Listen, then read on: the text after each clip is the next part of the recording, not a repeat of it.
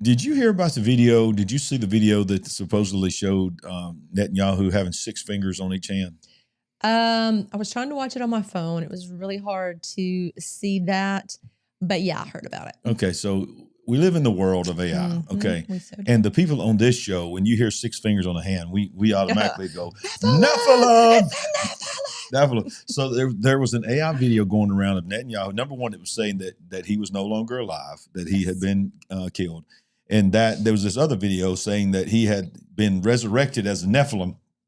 And he had 6 fingers on each hand. Now, I saw the video, and it's a little bit blurry, but he does hold the coffee cup in his hand or something and turns his hand, and you can freeze it, and there's like 6 fingers, and then his other hand's like this, and there's 6 fingers there. Well, of course, it's AI. I mean, we say, of course, it's AI. I mean, who knows? But yeah, I think it's AI. Well, guess what? Netanyahu has responded. Netanyahu responds to the rumors of his death and shares video of him getting coffee. And showing that he actually has 5 fingers on each hand. Israeli Prime Minister Benjamin Netanyahu responded to rumors that circulate on social media, claiming he was dead. Says, they say I'm what? They translated text of Netanyahu's post on X. So here's the video here of him going into this little coffee shop, and he makes sure that you see that he has 5 fingers. But I even heard someone say, that doesn't look like real coffee. That's manipulated too. Oh my goodness. Right. אני מת על קפה, אתה יודע מה? אני מת על העם שלי. איך הם מתנהגים, פנטסטי. What's this? אתה רוצה לספור את מספר אצבעות? 5 fingers. יכול להראות לנו? פה. 5 fingers. ראית? יפה מאוד. לחיים. אתה חושב של המסר לאנשים שיוצאים I don't know what he's saying. לצאת להתאוורר, אבל ליד מרחב מוגן. והעמידה שלכם היא מדהימה. Okay. We were able to decipher a cafe. All right, it says in this video, Netanyahu advised Israeli citizens to keep listening to the home front command's instructions all the time. Always stay near a shelter. Did you know 4 days miraculous put together, blah, blah, blah. And this says he debunked it in less than 30 seconds that he was dead. But one of the things they don't talk about in this article, in all the articles that I've seen, is that the very obvious reference that he shows the 5 fingers in the 5 fingers. They think it's just a video to say I'm not dead, I'm alive, but he says, hey, I'm not Nephilim. Count my fingers. I'm not Nephilim. Yeah. And look, let's go ahead and go there deep. The deep thinkers of the big picture here is we remember, and I personally think this is a direct reflection or response to Hamas, because when Hamas brought out the hostages to parade them across the stage, you can Google it. It's not AI, it's real. There is a 6-fingered fist behind them that says we are the flood. And they were openly saying we are operating on the spirit of Nephilim. I think, breaking news, I think Netanyahu was talking to the Nephilim crowd saying, we are not Nephilim, we are fighting Nephilim. And if you think that, I think that's what he was saying. If you think that's funny and that doesn't apply, many years, like hundreds and hundreds of years, if not thousands, before that, when the Native Americans would greet someone, they always would hold up their hand and say how or hello, however, you know. And they wanted the person they were greeting to hold up their hand as well so that they could count their fingers. This is what we are told. Yep. Many Native American stories regard giants, red-haired, giant, 6-fingered, 6-toed giants. And why would you think that would be a common story that I've heard multiple times? Maybe because it was a common problem. Maybe because it was common for them, or at least their ancestors, to have encountered Nephilim, and that they knew that was just a part of life, that they're out there in the caves, or they had been out somewhere, and at least our ancestors had encountered them in their past. Well, speaking of Nephilim, well, look what I happen to have in my hand. The Final Flood. The book is available now wherever you buy books. Go to Amazon right now. Go to thefinalflood.com. Thefinalflood.com. Take you to our website, give you the pre-order link. It's going to ship to everybody on April 7th. And can I do a little breaking news before we transition? Please. Can I just break something tonight on the big picture? If you come to the prophecy conference, I'm going to release the book at the prophecy conference, and I will be signing copies to everybody that comes. And by the way, Wow. if you want to come at the time of the live right now, and we are live, there's only 18 tickets left. You better get on it right now. ProphecyConference26.com. ProphecyConference26.com. Let's do it. Now, have you verified if we can make the big announcement yet? Can you verify that while I'm working? Can you verify that? Okay, I will work on that. Can you work on that right now? Working on your little stuff. All right, here we go. So as you know, we are in wide open war. I call it wide open war. I don't know why I call it wide open war, but I call it wide open war with Iran and many other places. Now, I have many times butchered this guy's name. I'm going to call him Moshaba. Moshaba? That's how I say it. Moshaba. Okay. Moshaba Khomeini, mystery. Iran's new supreme leader is rumored to no longer be with us. Wounded in an airstrike. Now is being reportedly taken to Moscow for surgery. And hold up, because after this article, there's something else we want to talk about. But when it comes to Moshaba. So where is the new Ayatollah? This is the big question. Depending on who you choose to trust, the new Iranian Ayatollah, Moshaba Khomeini, is well and in control of his country. Slightly wounded with a broken leg and facial lacerations. Badly wounded, lost a leg, or disfigured, in a coma, or, as U.S. President Donald Trump put it, not alive. That is a wide range of possible scenarios for this dude. There is rampant speculation over the situation involving the new supreme leader of the embattled Islamic Republic of Iran, supposed to be the leading in the fight for survival of his regime, but actually nowhere to be seen. Now, a new report has arisen with media in Kuwait claiming that he has been rushed to Moscow for emergency leg surgery. Now, it is being reported that he's actually being amputated, that is, he's lost one of his legs. Goodness. And that he is in very bad shape. Well, here's the interesting thing about him. He's 56 years old. His father was the one that was killed on the opening of the war. But here's the thing that we want to break down here. He was named the supreme leader, and he has not been seen, not one time in public since he was named the supreme leader. He has supposedly made one declaration, which was read by a woman on the Iranian news, and they put up a cardboard placard of him, a cardboard image of him. Like a cutout? A cutout. And it was made of cardboard. There's so many memes out there now where it's got his head on top of this piece of cardboard. Sure. So he's the cardboard king, whatever you want to call him. And you know, he's never been seen. That was good. Thank you.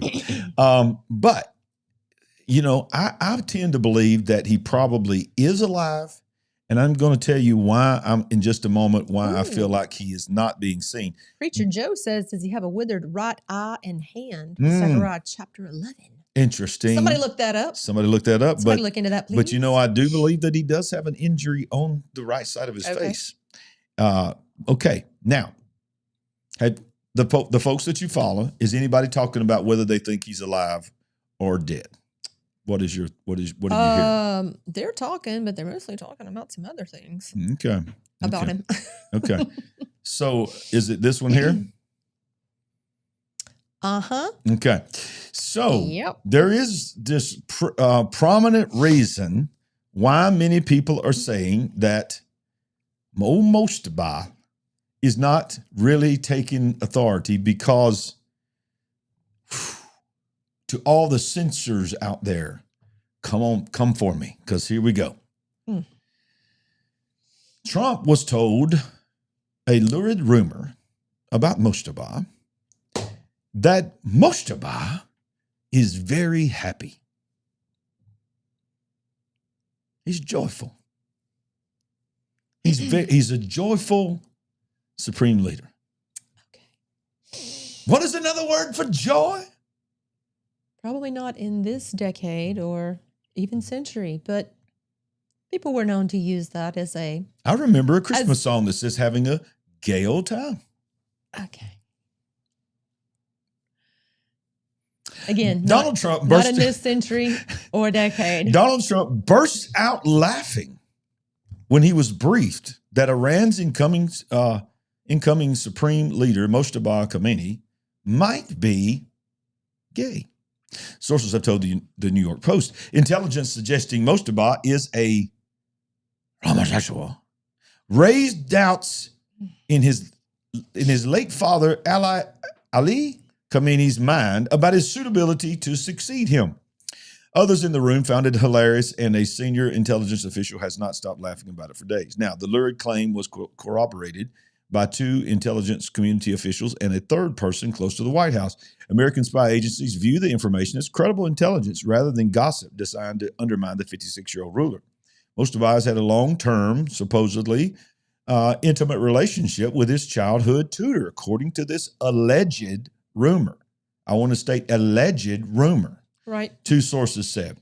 A third source said intel indicated the affair was with a person who used to work for the Khamenei family. Moshaba, who is understood to have been gravely wounded in the strikes that killed his father on February 28th, has made aggressive passes at men caring for him, potentially due to the effects of sedation. Now, if you really do a deep dive, and I'm not going to say everything here, I'm going to let you do your own deep dive, you will find that the first rumor that came out is that he had been treated in Europe, somewhere in Europe, I think maybe the UK, for a male problem that is advertised quite often on your television. And radio. And radio. If you listen to radio. And by the way, simply by me saying this, I'm sorry, it's probably going to be in your algorithm on Facebook. Oh, man. I hope you did not just do that. Yeah, sorry about that, because that's the way it works. But that was the original thing. Well, now it's being said that that was cover for this story. Now, understand, we're not making fun of somebody when it comes to that. Okay, we're really not. But, and of course, we're covering the fact that the President of the United States has supposedly laughed out loud when this happens. Well, I think those that follow Donald Trump, whether you agree with him or not on many different policies, you will find that he's not anti-LGBTQ. In fact, he's got several openly gay people on his staff. Some of the most powerful people in the world in this administration are gay. Okay, so it's not like he is anti that. I think that if all this is even true, the reason he probably laughed out loud is because of all the religions in the world, that you would not ever dream that your leader would be that. It would be this religion, because in this religion, this brings with it capital punishment. Sure. So I think it was just the irony of, if this is true, this is all they had left. This is the only one they had left. The one that everybody knows is this. We're going to have to just put a face on it because he's so-and-so's son. I know. And listen. It has to be covered. I'm sorry that I had to cover it, but it has to be covered. Not that. It's just, okay, sure, it could be possible, but maybe this is some sort of distraction as well. Of course. Yeah. Just, I don't know. We've tried a bunch of other stuff. Let's throw this in the mix and see how it comes out as well. I don't know. Well, isn't everything that we're doing right now and seeing right now in the news probably a distraction from something else? I often feel that way. Do you ever feel like nowadays that you are actually hearing the true news? I am almost always skeptical. Me too. I didn't used to be that way. I know. You ruined me. I did it. Actually, I won't call you ruined. I think you probably saved me. Oh, you think so? Yeah. Okay. Yeah, I'll give you credit. But tell me in the live chat, and tell us in the comment section down below if you watch on the replay. Do you ever find yourself trusting the news? I would say this before we move on from this story. I would say that when it comes to the question of trusting the news, and I'm even skeptical of this too, I tend to feel like I trust our local news, even though I'm very skeptical on that too. Right. And I've seen some things posted even by our local news, the stations that we follow, that I can tell they are trying to bait us. But I tend to believe on the local level, it's a little more trustworthy than the national level. How do you feel about that? Yes, I have felt that way for a long time, but also very recently I've asked myself the question, are you getting one pulled over you? Are you getting, fooled on even locally on your local news? Yeah, right. And because they're owned by very powerful industries. Exactly. Yeah. And seeing that we watch them almost every morning to get the local weather and the local news. you kind of feel like they're part of your extended family. Yeah, I don't that's know. right. It really feels that way too. I don't Yeah. want to be crazy, but you're kind of invested in whatever portion of their personal lives that they share. Oh, on thank the you, air. Radio Face. He said the only one they trust is us. Our news. Thank you, guys. Please trust us, okay? I mean, what I'm saying. Yeah. Look, take us even with a grain of salt too. But, Absolutely. But guys, the reality is, we're trying our best to be truthful. we are trying our best to be truthful, but we have to depend on what news articles we can True. find and and bring to you. So, ultimately, I don't know how hard it is to ever really fully know the truth. And it is so sad that no one that I can see right now in live chat is saying that they trust the news. Every single one. No, absolutely not. Zero trust. This is what they've done to us. Yes.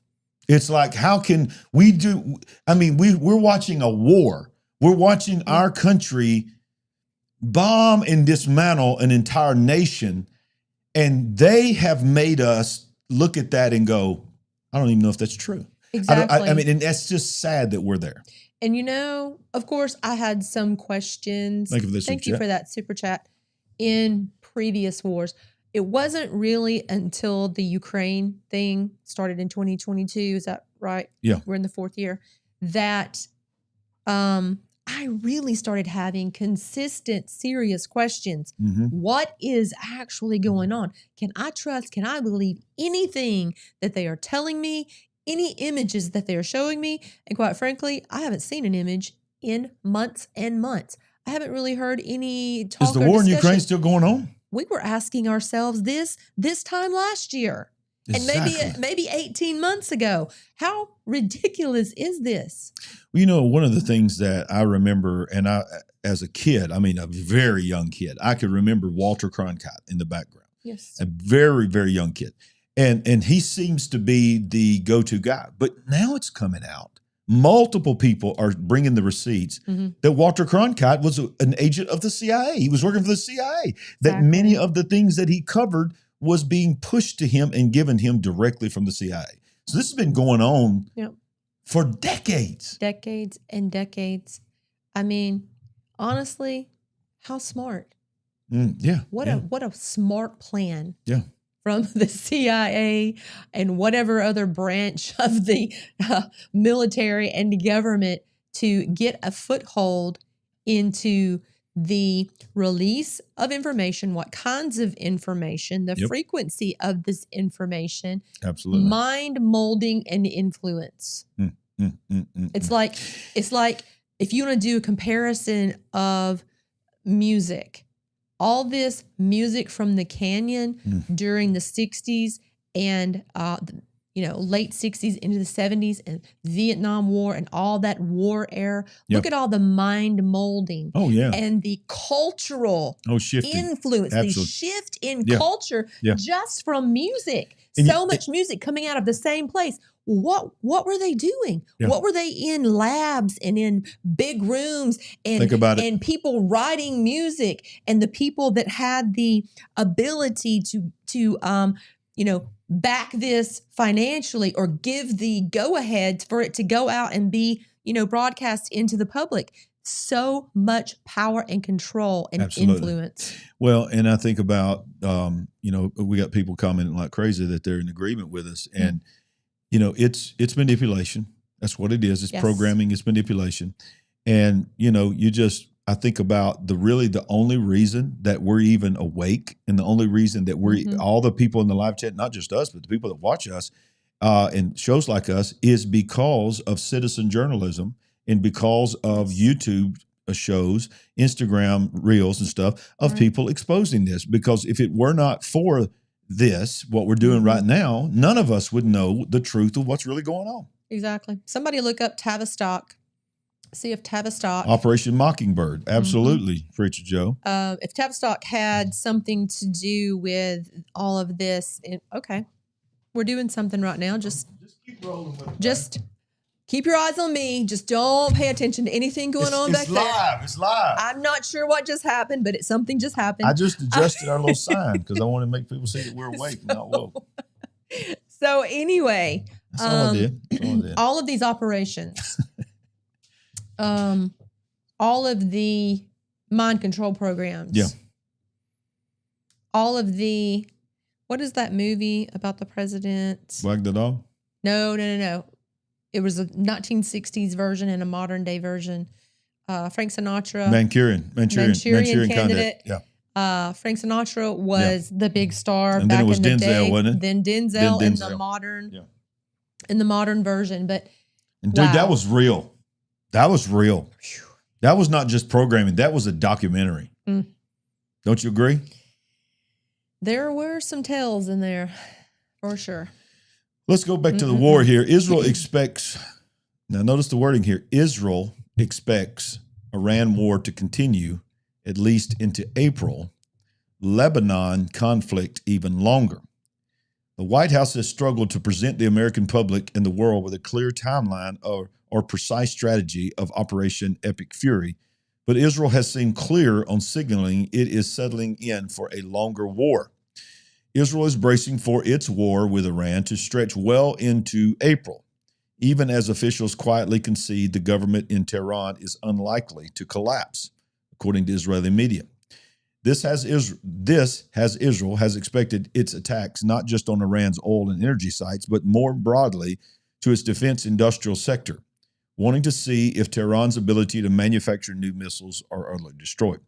And according to Ynet, at the same time, the idea of encouraging public unrest inside Iran has not been abandoned, though officials acknowledge uncertainty of how effective such efforts might be. Quote, "We continue to strike regime targets, mainly in Tehran. We are entering the decisive phase.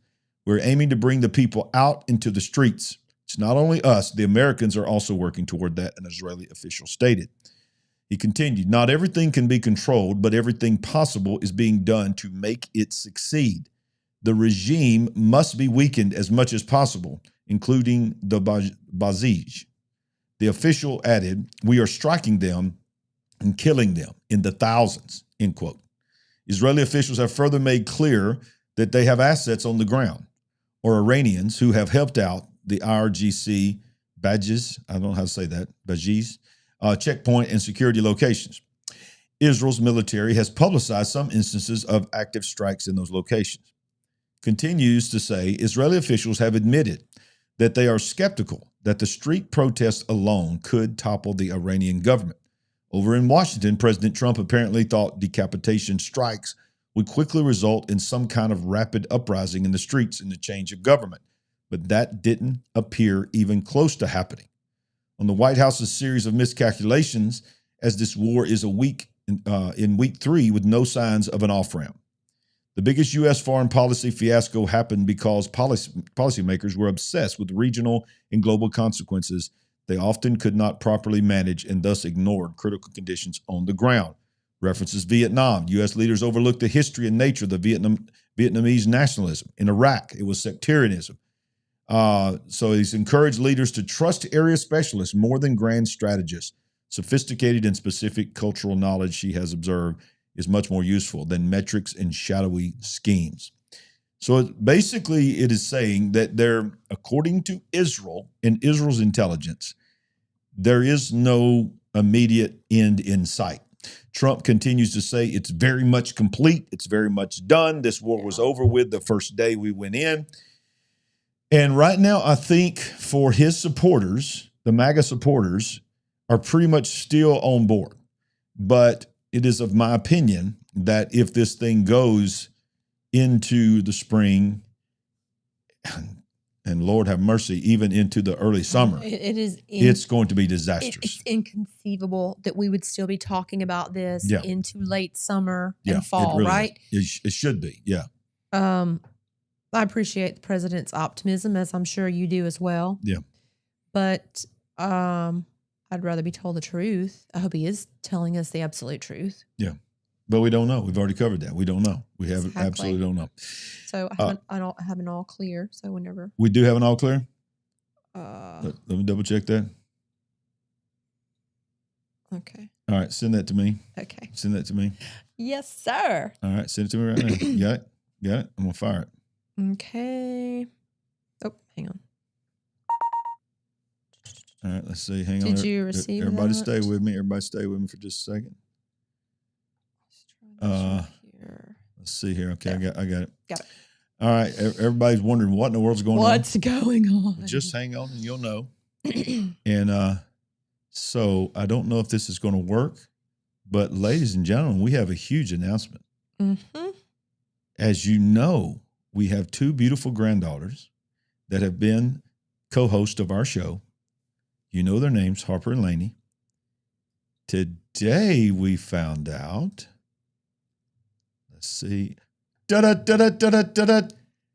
we have another grandbaby coming, and Sandy, Harper and Lainey are getting a little brother.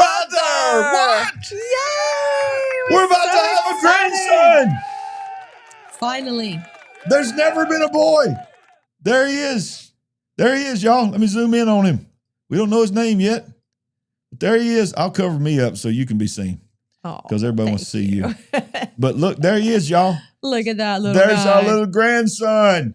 So excited. Come on. Are thank y'all you, fired Lord. up for that? We give God all the glory. Praise the Lord. Look at that. I don't even, can I finish the show now? I don't know if I can finish the show. I'm going to have a grandson. Are you kidding me? I thought I would never have a grandson. We've raised two girls. We had two granddaughters.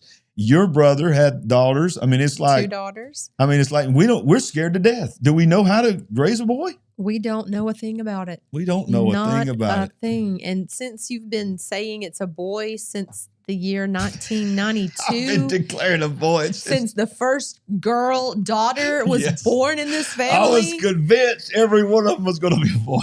every time it was a boy. It's finally true. Yes, Woo! yes, woohoo! Thank you, Lord. Thank you, Lord. Thank you, Lord. God is good. So, No, his name is not going to be Larry. I think it's a great idea. I think it's a great idea.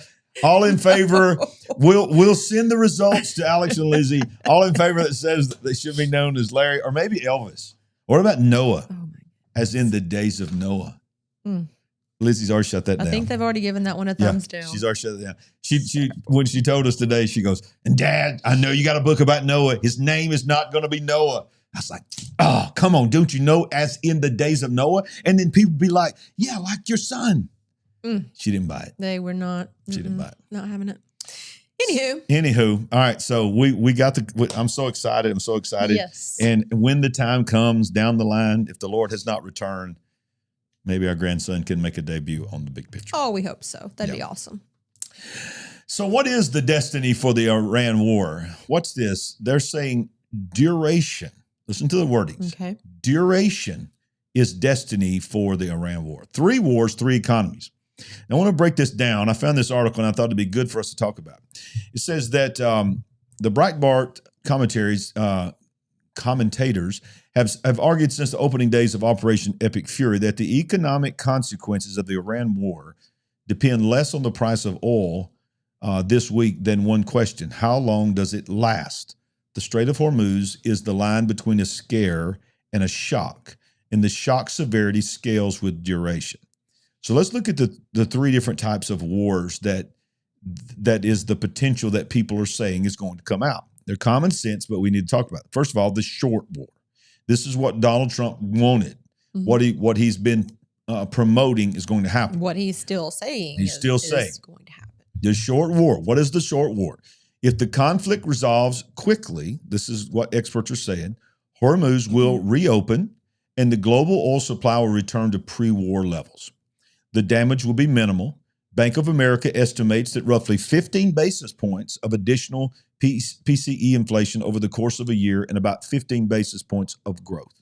Those are rounding errors. Brent crude would likely average back down at $70 a barrel. I know it was like $94 or $96 this morning. I don't know what it ended up.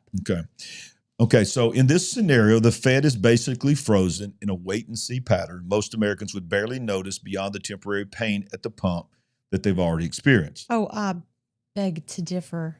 If it's pain at the pump now, it's going to be... No. Okay. No, they're saying if it's a short war, that's all they would have to endure, and it would be over. It would be your temporary pain. That would be it, and we would be back to normal. That's what they're saying. I still all don't know if I agree with that. What this? Hear me out.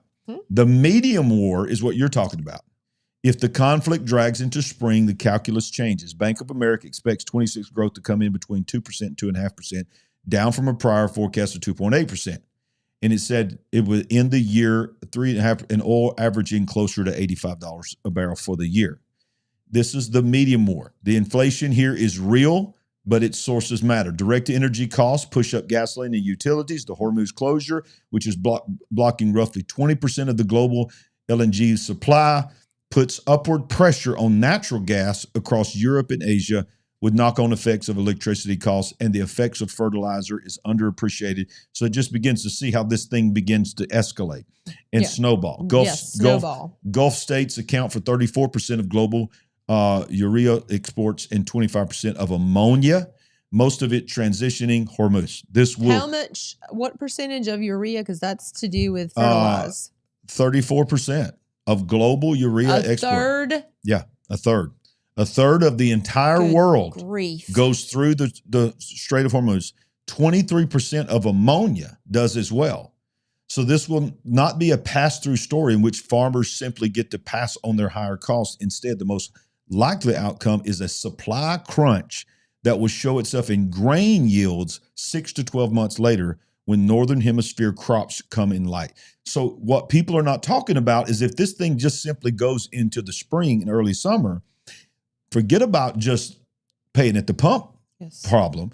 Then it becomes an actual food problem and becomes a farmer issue and so many other things.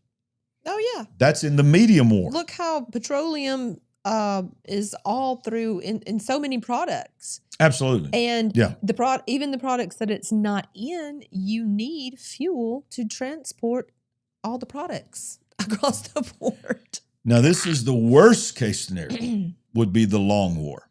The long war quagmire scenario is where conventional wisdom breaks down entirely. A conflict that stretches into the second half of the year does not produce a stagflationary spiral. It produces a contraction or even a recession, even without a Fed mistake, and recessions are deflationary. The mechanism is straightforward. Sustained oil would then be over $100 a barrel on an average across the whole year. Higher income consumers pull back when equities correct. Lower income consumers, already strained by energy costs, see delinquencies rise and credit access tighten. Bank of America estimates a GDP growth falls to around 1% in this scenario, even if this war goes into the second half of the year, is what they're saying. At that point, the inflation from energy and food is temporary. What's durable is the demand collapse. Bank of America notes that when oil has fallen 50%, the Fed has cut rates by an average of 154 basis points over the subsequent 6 months. Even 100 basis points cuts in a single year would be on the table. So this is the long war. What does that put us at? 4.5% on a 30-year mortgage? If you're talking about 154 basis points, isn't it around 6 now? I digress to you. I don't know. And your math. It's hard to keep up with all of that, but so in other words, there's the three different scenarios. What we're hoping for is the first one, the short war. Yes. But Israel's now projecting, no, we're not signing up for that. We're not signing up for short war. You may want to be getting out, but we don't want to just get out and negotiate. See, here's the thing that a lot of people have a problem with, is that we're doing all this, and then Trump keeps saying they need to make a deal with us. They need to make a deal with us. Well, the Iranian people, and certainly Israel, and many in America are saying, wait a minute, I thought we were trying to get rid of the head of the snake. If we just deplete their ability to retaliate and to have their proxy war through these other organizations and all that, if we depleted even 10 years, then, our grandkids have got to deal with that. Our kids have got to deal with that. Come right back. And can you imagine the citizens over there? Yeah. I'm sure they feel like this is our moment. Exactly. It's now. It's now. Don't do this. 30 to 50,000 of their own people are being reported that are being killed. And if you're going to negotiate with that, just to not have a nuclear weapon, that's the biggest thing. Yeah, they don't need to have a nuclear weapon. But I think, and I know people don't like regime change, the word regime change. We got a bad taste in our mouth on that, rightly so. We're not supposed to be about building nations and all of this kind of stuff. But the reality is this: we're in it now. Yeah, we're We're in there. it. We're in it. We've spent, We got to finish this. what is it, $1 billion a day? Mm. Is that the correct, I don't know. accurate estimate? Okay. I've heard something like that. Okay, let's say it's even much less than that. How much money have we spent just getting everybody there? Oh, yeah. Yeah, exactly. Okay, so we're going to go back home and then possibly ramp this back up and do it again. I don't know, a couple of years from now, whatever. Yeah, the time needs to be now. Yeah. Nobody likes this. It's terrible. Yeah. But let's make it count. Exactly. Let me tell you something else you can to make it count and to make sure that you're prepared. Oh, do we have another surprise? We have another segue. We are full of surprises tonight. If you live anywhere near driving, flying distance, you got planes. Come on, plane, trains, and automobiles. Get on some type of vehicle and get to Springfield, Missouri. Because, ladies and gentlemen, I have been invited to be a speaker at Hear the Watchman, one of your favorite conferences that you've been following for years. And look at the title. I love it. Remnant Rising Conference 2.0. And that's our theme here. The remnant is rising. Yes. But coming up, the Hear the Watchman is one of the premier conferences in America to wake you up to what is really going on. It is going to be Friday, August 7th through Sunday, August 9th. Tickets are selling out right now. Look at who we got. John Pounders. Some of you are familiar with a lot of these guys. Jamie Walden. And I've got a lot of y'all telling me get Jamie on the show. We're going to get Jamie on the show. Jamie, if you're watching, we're coming. Please, Jamie, we're about to come get on you. the show. He is everywhere right now. And Jamie was in the room with me and you. Jamie, I sat right across from Jamie at that special private meeting. You've heard us talk about the private meeting that's there. Tony Merkel, we all know and love Tony here. By the way, this coming Tuesday night, I don't know what time it is, but look for it on Tuesday, is the episode that I just recorded with Tony in the confessional studio. Are you talking about on the 24th? The 24th. Yeah. It's going to drop. It's going to drop on the 24th, which is the week of our conference. But y'all, what did you think about the show that's coming on the 24th? Guys, this is a great show. It has some very intense moments. It's just good across the board, but those really intense moments were great. So you don't need to miss it. All right, let's real fast. Tony Merkel, Joe Horn, come on. He's amazing. Son of the legendary general himself. Tom Horn. Skywatch. Derek Gilbert, his wife Sharon Gilbert. They are generals as well. Vicki Joy Anderson, my goodness, she's everywhere too. The things that she talks about, sleep paralysis and other things, and the famous Dave Hodges. Many of you follow Dave Hodges, will be there on the Common Sense Show. And dude, let me just tell you, the guy that's just amazing, Kenny C. Kenny C, our great Kenny, if you are watching, Kenny, we love you. Yeah. Look, somebody said they live in Springfield, Missouri. Well, go to hearthewatchman.com and join us. We can't wait to meet you, Michael. But Kenny C, Josh Tolley, Kenny is awesome, by the way. Tracy Tennant. There's a guy named Larry Ragland. David Paxton, Mike Kerr and Jeannie Moore, they are the creators and the founders and the host of this. Gerard James and Sarah Weiss, I think they're going to do music, and Patrick McCurdy. Yep. HearTheWatchman.com. HearTheWatchman.com. Sandy and I both will be there. And wrapping this entire thing up with a Sunday morning service and baptism. Come on, guys. This is great. This is going to be amazing. Good. We are so honored to even be considered. Absolutely. I'm really, really looking forward to this. And by the way, the tickets are going fast. Yes. They said, look, when you start talking about it, pump it up and tell them that when they get to a certain place, it's all they can handle. Exactly. I think they've only got maybe a couple of hundred spots left. That's it. I don't know how many rooms they were able to reserve because this is a hotel convention center. So the conference is going to be, right there at this particular hotel. So I don't know how many rooms they have left there, but I did notice that the room rates were really good. Yeah. And Sandy and I both will be there. We'll have our table. We'll have our book there. We'll be signing our book. But more importantly, we want to meet you. We do. We want to get pictures with you. Absolutely. And get to know our big picture family. So hearthewatchman.com. Let's get back in the news. So Trump goes to the European Union and says, you need to start helping us. Well, the European Union come back and said they have no appetite. Can you believe this? Yeah. Can you believe that? Surprise, surprise. To expand Mideast naval missions in the Strait of Hormuz. European Union foreign ministers showed no appetite to expand EU naval missions in the Middle East. for the time being. EU Foreign Policy Chief Kaja Kallas said, U.S. President Trump has called on other nations to help police the strait after Iran responded to U.S.-Israeli attacks by using drones, missiles, and mines to effectively close the channel for tankers that normally transport a fifth of global oil and liquefied natural gas. The EU's Aspides mission, named after the Greek word for shields, was established in 2024 to protect ships from attacks by Yemen's Houthi rebel group in the Red Sea. There was, in our discussions, a clear wish to strengthen this operation, but for this time being, there was no appetite in changing the mandate of the operation, Kallas said. Wow. So as you said, no surprises there. You know, I'm sure a lot of you listen to Steve Quayle, and I can't keep up with all the nations that are actually in and a part of the EU, but I have heard him say, and this was shocking, especially 2 and 3 years ago, that France and Germany would turn on this country, on our country. Wow. And when I'm seeing this story, it just makes my mind go back to that. And the first time I heard it, I was like, what is he talking about?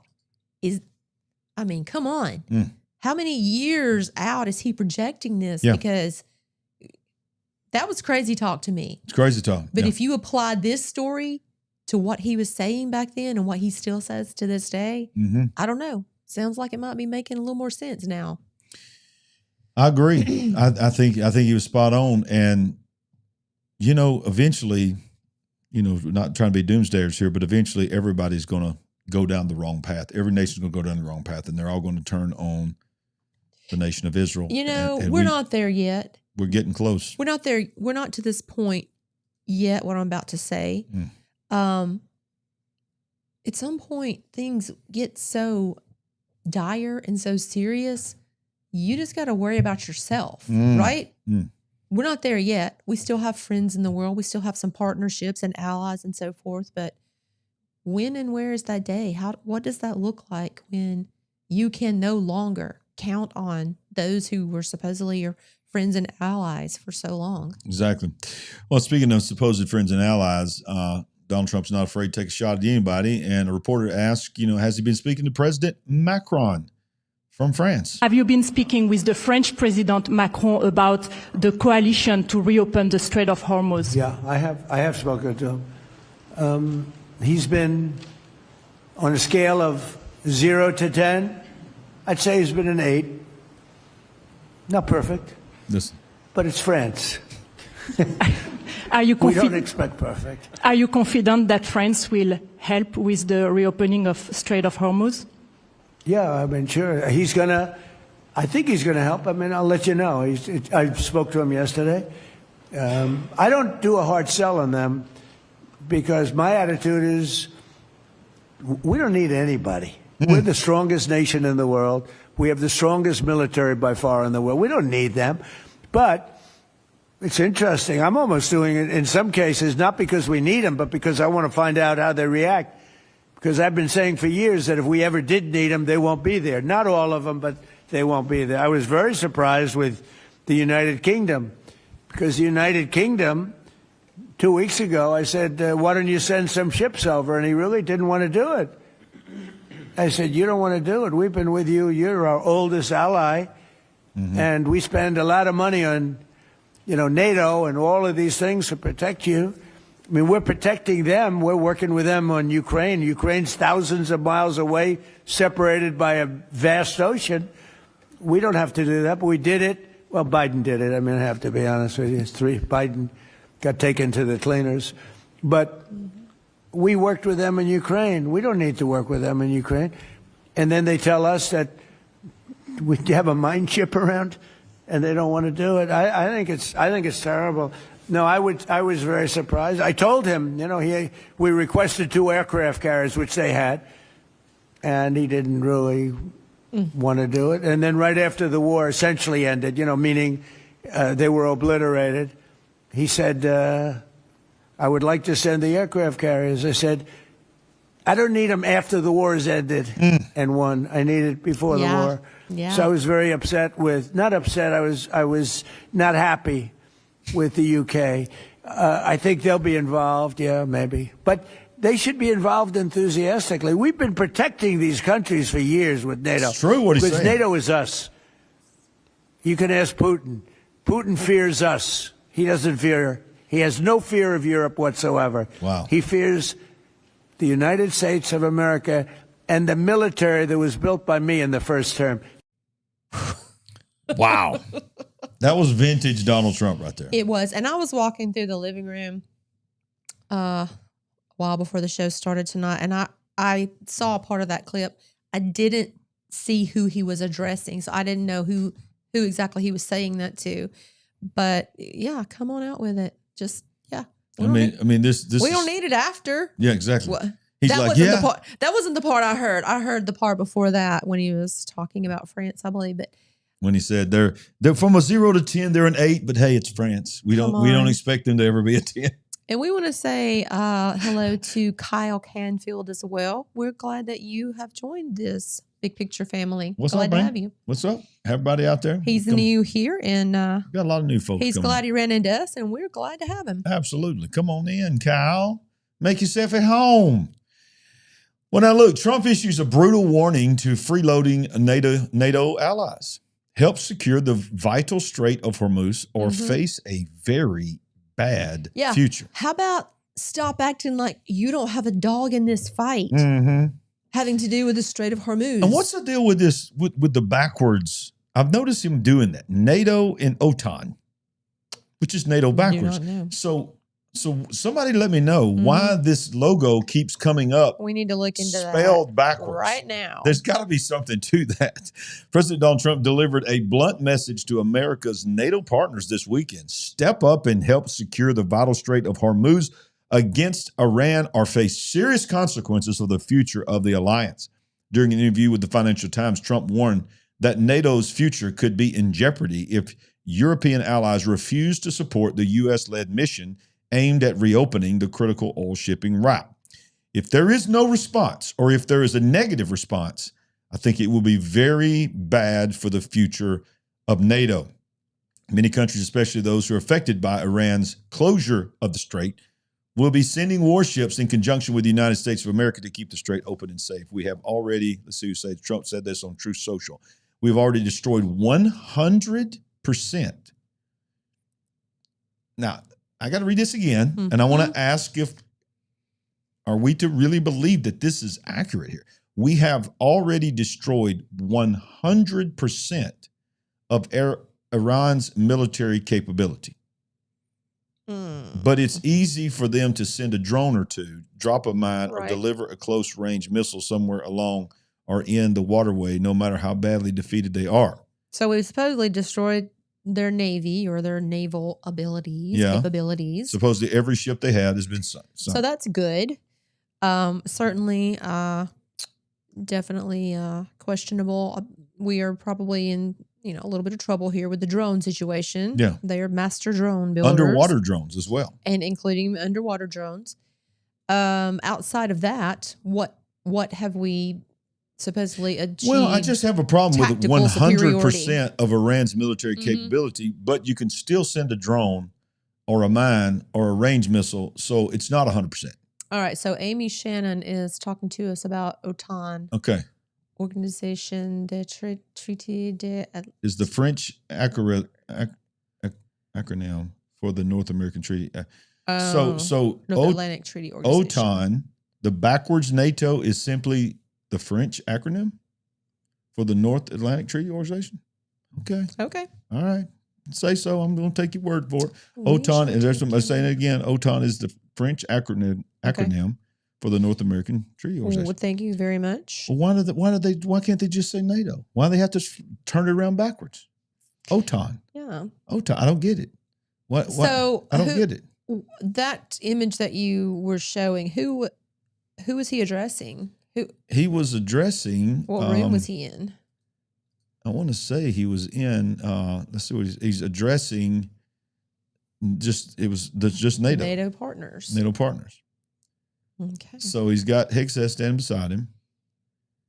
I mean, I get that's what it is, but You're wanting to say why? Why would they do that? Why do we have to do backwards. especially? Yeah, why do they have to have a different name acknowledge- for the Atlantic Nord? Okay, you French people. Sometimes I don't know. No disrespect to the French, but why? Let's just call it NATO. Get your French equivalent of NATO.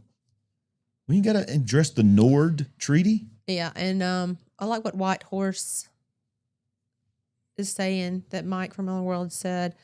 Going to have to drop more bombs on their nuclear weapon facility because it goes deeper into the ground. Okay. Not surprising to anyone, I don't think, that they are very deeply embedded into the ground and their facilities go far into the ground.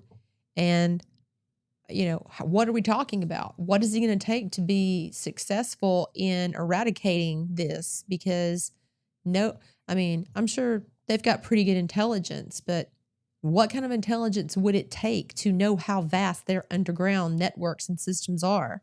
Okay, somebody's saying Organization de la Atala Franco Norte is Spanish, not French. Okay. All right. Very good. Very good. We got the most educated, smart. Yes. We appreciate your efforts. I Big was picture family. trying to look that up on my phone and had not gotten that far We yet. didn't even need it. We have Don't our even need own ChatGPT. Got our own. It's called the Big Picture Live Chat. We've got our own. Thank you, guys. Prerequisite to ending war, we're real fast here, we're moving on, is Israel is saying this is their goal. They're making their goal very, very strong. That the ending of the war is the uprooting of the Ayatollah regime. They're emphatically saying it is not just having nuclear weapons, which is what Trump keeps saying. They can never have a nuclear weapon. Israel is saying we're not stopping until the regime of the Ayatollahs is over, and that the people rise up and they bring in this Razi, the Shah's son, and as a temporary until they have elections and all this. But Israel is making it very clear. And there's a big fight out there of saying who's running this. Yes. Is America running this or is Israel running this? Well, it's a lot more critical for them, Sure. being right there and being told most of your existence, we're going to eradicate you from the planet. And let's not forget, there's still Gaza that we're supposed to be Yes. rebuilding and turning into Gaza Lago. Yes. We've got the war in Ukraine that is supposedly still going on. We still are doing something with Venezuela. And we went in there and got him, and then we don't hear anything about that And anymore. we also have very big It's coming. plans for It's coming. It's coming. Cuba. Yep, Cuba. It's coming. I knew he was going to say that. Yeah. Hold up. Don't give it away yet. I was not going to go any farther than Okay, that, but yeah. we do have to mention while we're rattling off the list, we can't leave them out. Is it Cuba or Cuba? Well, I think the natives probably pronounce it Cuba. Cuba. But we, rednecks as we are, Oh, Cuba. Down it's there, Cuba. what they call that, the lower Vegas? I don't know if they call it the lower. The lower Vegas. Oh, Cuba. I don't know if they call it that at all. It But, was the Vegas of the world at one time before Castro. It was a place where people got away to. At the Copacabana. We need Barry At the Manilow. Copacabana. Barry Manilow, he is destroying your song. All right. Anywho, Who saw this coming? Mohammed bin Salman, MBS, is now openly urging Trump to keep hitting Iran hard. All right. So this follows the same advice of the late Saudi king, Abdullah, who had reportedly told Washington repeatedly to cut off the head of the snake. Now, here's my question. I get that, and I hear you, MBS, but is that the proverbial calling, how you say it, the pot, the kettle black? I mean, it's like, yeah, we do know the head of the snake is Iran, but isn't Saudi Arabia also involved in major global jihadist things as well? And supposedly what brought down the towers? And let us not forget, and nobody ever reports on it, people are still having in the streets of the nation of Saudi Arabia. Yeah, I don't hear You don't hear about anything that. about that, but He is many people think he's the Antichrist. well, he was certainly it was said that he had that Khashoggi Mm-hmm. Yeah, right. It was said. done away with Most people believe that it was. in a very, very brutal way. And he's really buddy with Jared. Yes, they Him are and Jared are like basically best friends. business partner, best friends. They've Mhm. got big designs and plans on. They seem like they want to remake most of the Middle East. And both of us are very happy in life. We love life. We want to live a long life. We want to live long lives. We want to see all our grandbabies grow up. All of them. I mean, so we're not depressed. No. We're not No having any kind depression of here. weird thoughts. Just want to put that out there. No. Planning on living a long life. Long life. Long life. Just saying. Just saying. If you hear anything else, Mm-hmm. just putting it out there Just putting that out there. that we are wanting to live life. Exactly. And thank you, White Horse, for bringing it up. Why did we not remember this? That What? you know who has said multiple times that Saudi Arabia is going to be wiped off of the map. True. Whatever that's about. True. And we also have a great friend that we're praying for, Standeo, Yes. that believes that he is the Antichrist. And he's brought some pretty good receipts. Yes, he has. He firmly believes that MBS will be the Antichrist. I mean, He none of us has. really know. He has said that multiple times. Yeah. Yeah. But yeah. I'm like you, White Horse. I do not trust MBS. No way. No way. Okay. All right. I could say a lot right now. My And mind is working. So we talked about NEOM briefly last week and how Yeah. that project has been vastly scaled back. Yes. My question is, and I will admit, and a lot of you know, it wasn't just the Lion City Yeah. that Right. was Yeah. going on. There were multiple projects, some of them already completed. A lot of touristy targeted type with things. rapid bullet A lot of, sprays there was overnight. one city that was mainly built around industry and different corporations and companies. But you tell Lincoln that his pastor sees him Lincoln. and says hello. What's up, Lincoln? The Go, man, the Lincoln. myth, the legend, Go, big Lincoln. boy. He's awesome. Go, big boy. Love that boy. But my question is, where did all the investor money go? Mm-hmm. Think about it. Where's the money that Yep. was pledged from whoever the investors were to build this city? Where's how do you explain to all these people? Yeah, well, sorry, Mm-hmm. but the economy and stuff and things. And stuff we've and things. had- Yes, exactly. We've had to scale this project back to about 1/20th Mm-hmm. of what the size was. But the money is still going to terrorism. But that money, Terrorism. Golf talk. yeah, there's not going to be any refunds. Sorry. No Thanks. refunds. Thanks, though. Nope. You didn't get the insurance. Mm-hmm. And if you'll get on the list right now, we can probably reserve you that penthouse suite for a weekend or so. Okay. Just get your name on the list. So the global intifada is in place, y'all. And, we go on this show, if you're new to our program, you probably don't know how to handle how we do things. You've never seen a news show like this where we cover hard things, but we have a good time doing it. And we try to keep some kind of joy in the midst of very terrible things that we report. Okay. But we try to bring the joy in the sense that we have a biblical worldview and we know that it's going to be okay ultimately. But we also want to open your eyes. And this is a short video here. Of this guy, GB, maybe that's Great Britain News, I'm not sure, but gbnews.com. He says the Intifada has been globalized, and he's talking about the sleeper cells, and he's talking about how we're beginning to see in major cities all around the world, the war that is happening in Iran is being carried out around the world by proxies and by sleeper cells. So let's watch a little bit of this right here, and then we'll comment and look at you guys' comments. It seems to me that we've let Islamists globalize the Intifada indeed. 2 weeks of terrorist attacks across the West, and some useful idiots on the far left have yet to see the sinister pattern emerging.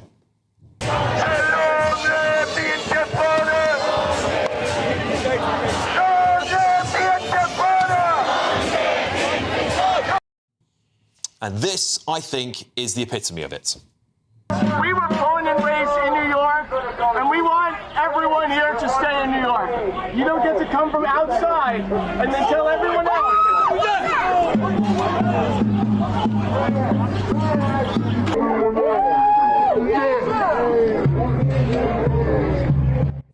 The images that were just on your screen there took place on March the 7th in what is now being described as an ISIS-inspired act of terrorism.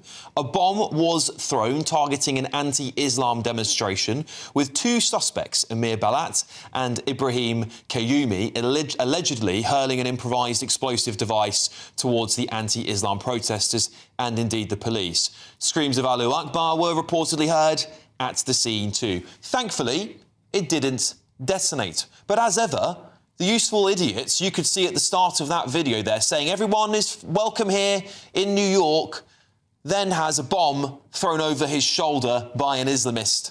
There you go. Is there not a more appropriate depiction of what I'm talking about when I say the globalised, the Intifada is now beginning? On March the 2nd, Toronto's Temple Emmanuel was targeted with gunfire during services, bullets piercing the building as worshippers prayed inside. 5 days later, on March the 7th, Toronto is hit again with two temples targeted with rapid bullet sprays overnight, minutes apart, all during Shabbat. 5 days after that, on March the 12th, Temple Israel in Detroit, America, was rammed by a truck armed with rifles, fireworks and an undefined chemical. The attacker fired inside the building where 140 preschool kids were studying. Thankfully, they were all saved by armed security. So at this point in time, we've had a bomb that failed to go off. One attack was thwarted and the other one was saved by armed security. And during this same week, Ashab al-Yamin, a terrorist group which reportedly may have links to the Islamist regime in Iran, claimed responsibility for a synagogue bombed to rubble in Greece, and a Rotterdam synagogue was also left engulfed in flames. And just last night, in Amsterdam, the images you're going to see on your screen here, a Jewish school was bombed with an explosive left against its wall. You're witnessing here the assailants filmed this attack, there you go, and that was the explosion on the side of the wall. This is Islamic terrorism on a global scale, otherwise known as globalising the Intifada. Seems to me that it's a new form of fascism that's popped up and propped up and abetted by what I would say are the radical left, who you see them marching alongside with. That has infiltrated, in my opinion, almost every single Western democracy. We cannot be tolerant of this new form of fascism, which is desperately trying to avoid scrutiny, by the way, by convincing leaders across the West that there's a growing threat of Islamophobia. Right. Perhaps people do have something to be afraid of. They should be afraid of radical Islam. And until we take this threat seriously, like Muslim countries have done, like the UAE has done, the threat of terrorism will only continue putting more and more innocent people in harm's way. So what day was this posted? Because did he mention Old Dominion? It was posted 20 hours ago by this channel, but I don't know. They were probably reposting it. I think he said, when he said just yesterday, that what came up was the 13th. So today's the 16th. So yeah. I don't know if they were the same day, 1 or 2 days apart, but we just had the Jewish synagogue. I think he said on the 12th.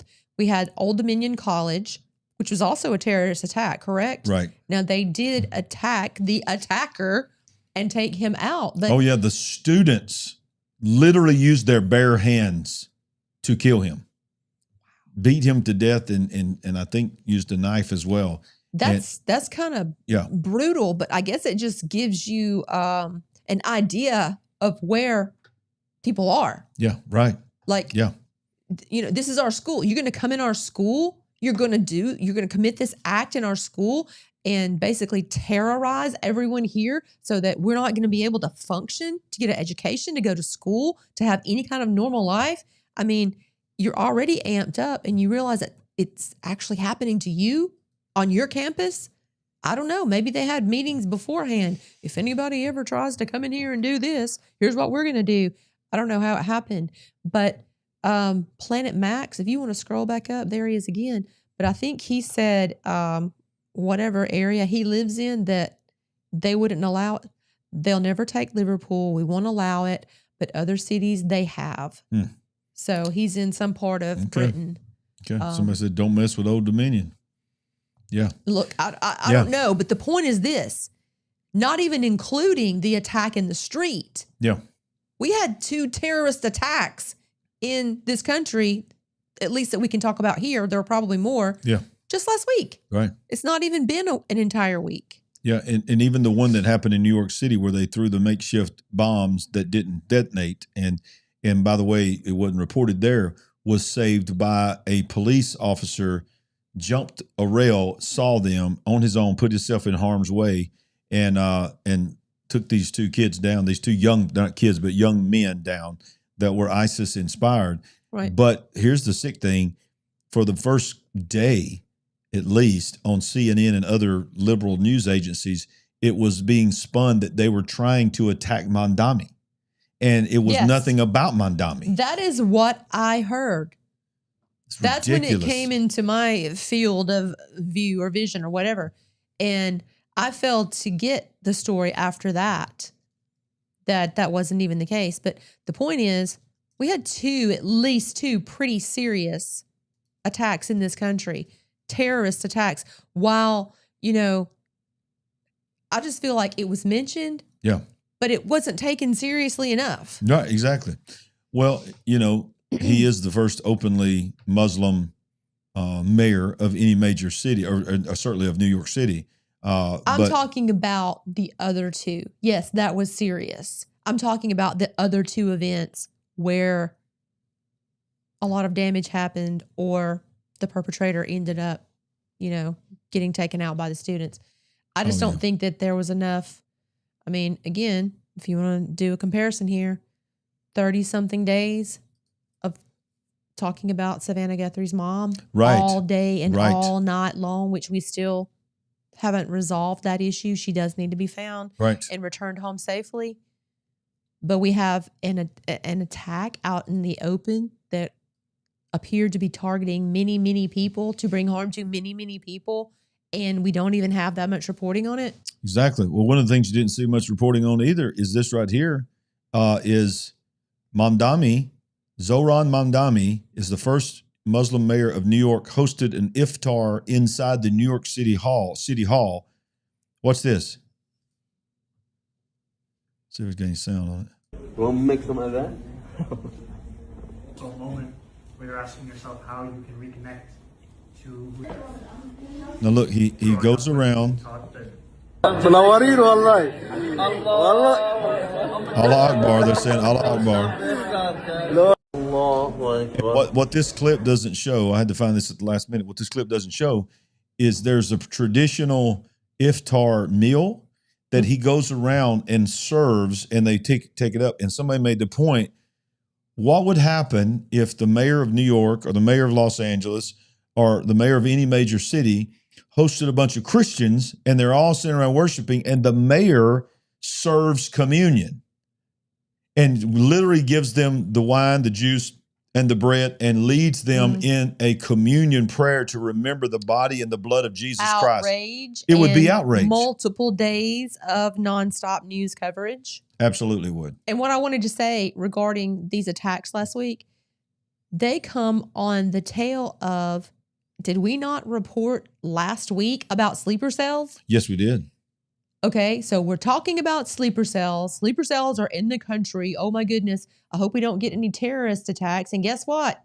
Bam, you get two very well publicized terrorist attacks. Well, we referred to this earlier about Cuba, or Cuba, if you're from Alabama, Lower Vegas, Cuba. Trump is now talking about Cuba. Trump vows, listen to the wording here, to take Cuba as island reels from oil embargo. Total darkness. President Donald Trump has vowed Monday to, quote, take Cuba as the communist island plunged into darkness under a total power blackout. Sandy, this is the entire island. This happened just today. Today and yesterday. Right. But this is the second or third time it's happened very recent. I know it's the second time. It may be the third time this has happened. And this is not just in Havana. No. This is the whole island. Okay. Plunged into darkness under a total power blackout linked to a crippling oil embargo imposed by Washington. After nearly 7 decades of defying the United States, Havana's communist authorities are under massive pressure from a Trump administration determined to make history. Quote, all my life, I've been hearing about the United States and Cuba. When will the United States do it? Trump said. I do believe I'll be having the honor of taking Cuba, Trump told reporters at the White House. Whether I free it, take it, think I could do anything I want with it. You want to know the truth? They're a very weakened nation right now. It was one of the Republicans' most explicit threats and came as the Caribbean island of 9.6 million people grappled with yet another major power cut. The blackout resulted from a complete shutdown of the national grid. Union Nacional Eléctrica de Cuba said in a statement, adding that work had begun to restore electricity flow. Cuba's aging electricity generation system is in shambles, with daily power outages of up to 20 hours, the norm in parts of the island, which lacks the fuel needed to generate power. Not since the U.S. ouster of Cuba's top ally, Nicolas Maduro of Venezuela, on January 3rd, the island's economy has been hammered further as Trump maintains a de facto oil blockade. No oil has been imported to the island since January 9th, hitting the power sector while also forcing airlines to curtail flights to the island, a blow to the all-important tourism sector. In a bid to relieve economic pressure and meet U.S. demands, a senior economic official in Cuba announced Monday that Cuban exiles, listen to this, would now be able to invest and own businesses there. Cuba is open to having a fluid commercial relationship with U.S. companies and also with Cubans residing in the United States and their descendants, who is a foreign trade minister, Oscar Perez Olivia, also deputy prime minister. The blackouts, as well as regular shortages of food, medicine, and other basics, are spurring frustrations. In a rare moment of violence, demonstrators vandalized a provincial office of the Cuban Communist Party last weekend. It was part of a new trend of protest in which people bang pots and pans at night, at times yelling libertad or freedom. President Miguel Diaz-Canel acknowledged in an X post, quote, the disconnect of our people feel because of the prolonged blackouts. What will never be comprehensible, justified, or admitted is violence. The government has rationed gasoline sales and some hospital services due to the fuel shortages. And Diaz-Canel acknowledged last week that his government had held talks with the United States. Trump has alleged the fuel blockade is a response to an extraordinary threat posed by Cuba to the United States. Trump said Sunday that Cuba wants to make a deal, which could come quickly after his administration had finished the war against Iran. I think we will pretty soon either make a deal or do whatever we have to, Trump told reporters aboard Air Force One. So look, it just seems like we are rolling from country to country to country. And you say what you want to say, but he seems to be really saying he feels this assignment, this mandate, something to protect the Western Hemisphere. Exactly. All I can say is we are living in extraordinary times. I can barely believe that we're here, and I get the whole Western Hemisphere argument. Okay, it sounds like the president really does want to protect us from all of these bad actors that are trying to come in to these other countries and help bolster them and sway them and become a great threat to us. Yeah. But when I try to work that out in my mind, when have you ever seen, what instance in history can you go back to where, this happened and it worked out swimmingly? It was just wonderful and perfect and everything is just awesome still to this day. Well, people are asking about, what about the rumor, and I don't believe it's a rumor, I believe it's actually a fact, that there are Chinese surface-to-air missiles on Cuba's land, just like there are still Russian Right. missiles there as well. From What way is back. it? What is it? 70 miles from 70 something miles. 70 miles from the border of the United States. So it has been said many times that the Chinese have weapons there, and that are in striking distance, and have put out a list. One of the shows that we did like a year and a half ago, Yes. was a list that came out of potential targets from the Chinese missiles that were being built there. Right. So this could be part of what's going on as well. Yes. Oh boy. The president speaks with such confidence about this. At this point, these people, their quality of life Mhm. is so bad. Yeah. I get unsettled about talking about going into another country, and we're gonna take it. We're gonna take it. We might just take it. Yeah, right. That word. We're just going to take it. And then he goes on to say, I could actually just do whatever I want to do. So I'm a little leery on that. Leery of it. Kim Leery of Jong-il has also now entered the discussion. He has threatened tactical nuclear strikes during rocket launch with daughter.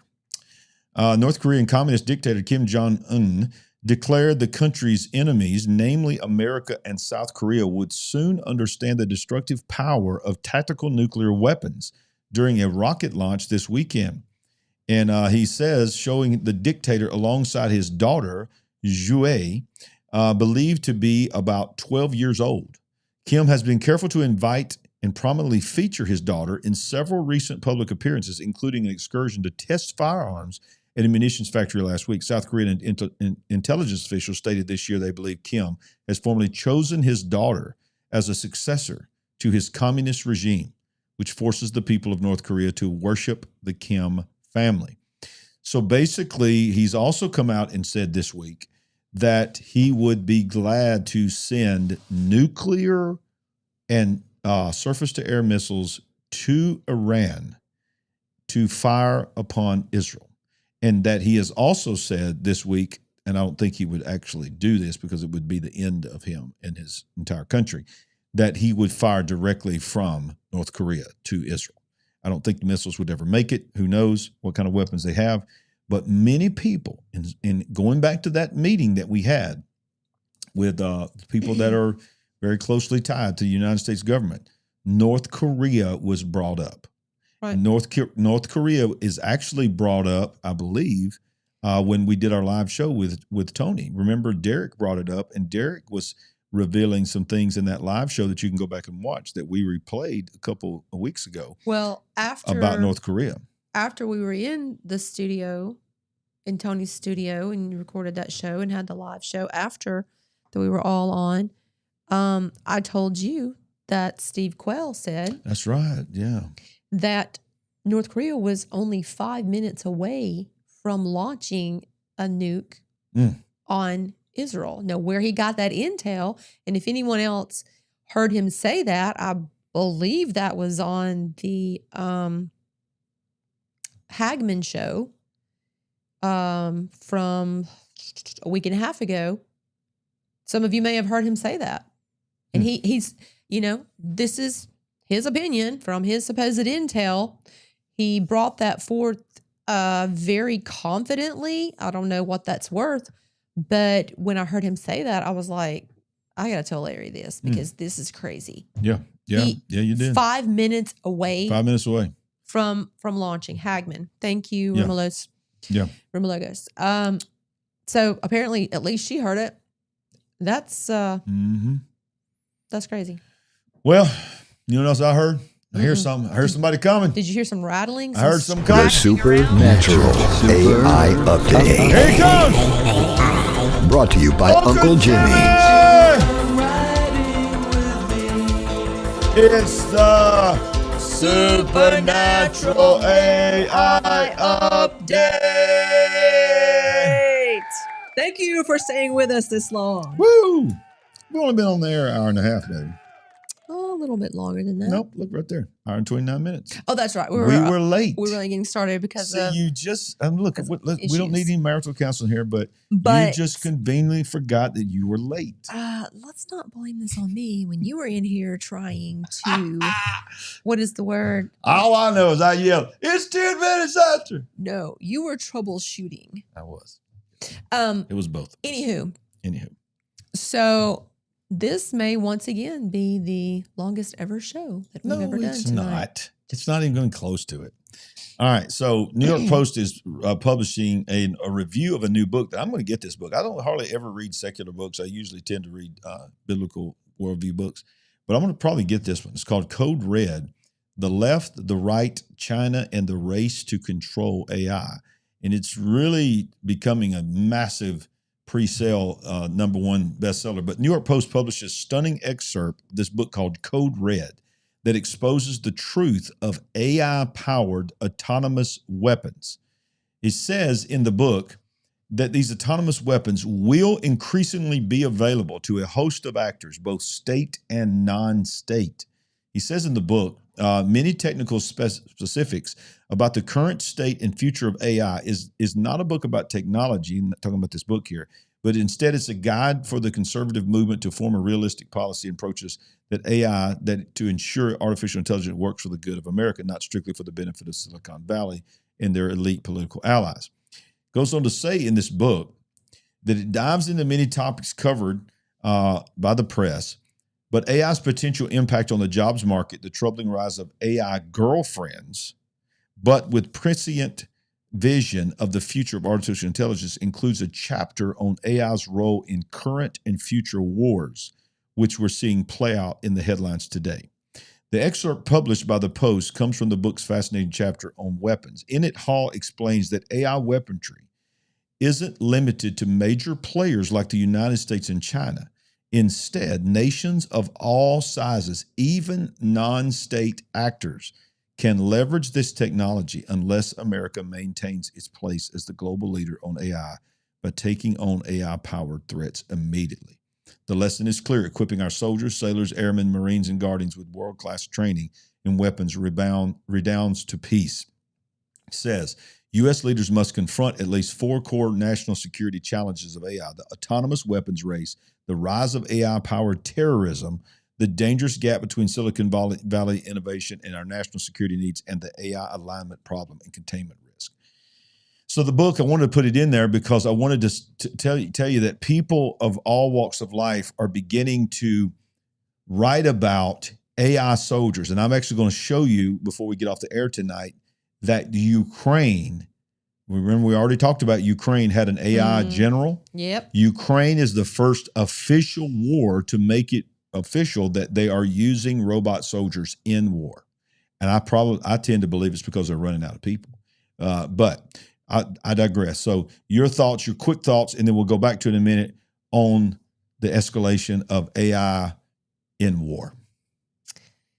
I wish I knew, or maybe I don't need to know the full scale of it, because it might just be extremely scary. What we do know is disturbing enough. Absolutely. But okay, so I get the concept. We have to be the leader. We have to stay out ahead of everyone. It's the same argument we had with the bomb. Yeah.